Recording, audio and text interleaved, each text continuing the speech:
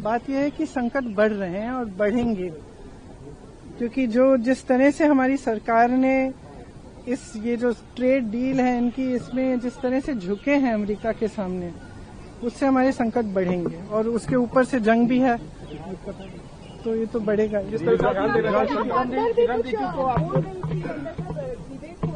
जी, क्योंकि रिजिजू जी ने कहा कि मैं हंस रही थी उनकी बातों पे, तो मैंने स्पष्ट किया कि मैं क्यों हंस रही थी। प्रियंका जी, गिरिराज सिंह कह रहे हैं कि राहुल गांधी छोटा पैजामा क्यों पहनते हैं? कैसा सवाल है, आप मेरे से क्या पूछ? उन्होंने ट्वीट कर दिया, वो कह रहे हैं वस्त्र मंत्री है ना, मतलब ऐसी बातें होनी चाहिए कि जो आज देश में संकट है, जो लोग भुगत रहे हैं इनकी पॉलिसीज की वजह से, उनकी बातें होनी चाहिए। प्रियंका जी, रिजू जी चाह रहे हैं कि आप एलओपी बन जाए। क्यों नहीं मांगेंगे, क्यों नहीं मांगेंगे? रिजू जी तो चाह रहे हैं कि आप एलओपी बन जाए, वो कह रहे हैं कि आप में भी कैसे। ये सब बातें इसलिए कही जाती हैं क्योंकि जो मेरे भाई करते हैं वो सच बोलते हैं।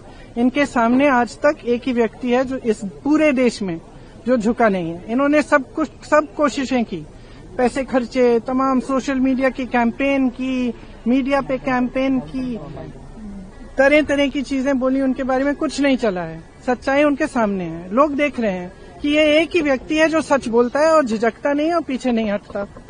तो मुझे तो हंसी इसी बात पे आ रही थी कि तुम डर रहे हो इनसे, इनकी जो सच्चाई है, इनका जो सत्य है वो पच ही नहीं रहा है, इसलिए हर बार इन्हीं पे आलोचना, इन्हीं पर वार कर रहे हो।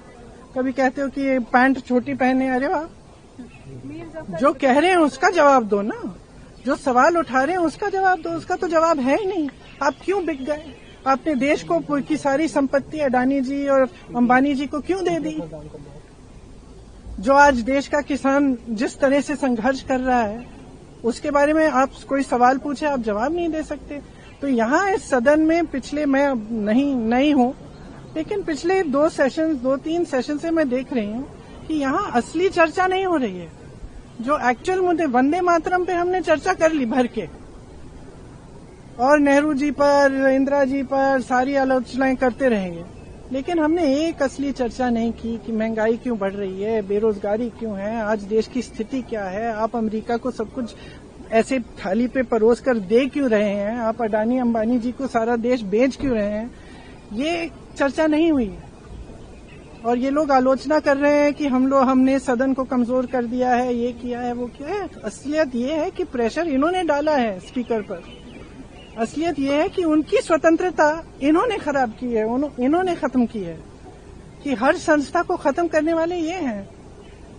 हम तो संस्थाओं को बचाने की कोशिश कर रहे हैं।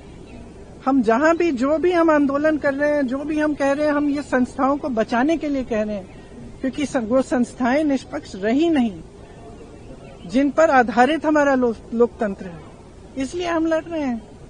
तो अब इनको ये बातें पचती नहीं है, तो कभी पैंट की बात करेंगे, कभी कुछ कहेंगे कि उन्होंने यार कह दिया, कुछ कह दिया। एक गहराई होती है ना बात की। भाषा एक चीज होती है, लेकिन गहराई भी होती है। और जो इंसान बार बार सच कह रहा है, वो सच किसी न किसी तरह से बाहर आ जाता है। और इस देश की जनता की खासियत ये है कि चाहे समय लगे, लेकिन सच्चाई वो समझ जाते हैं।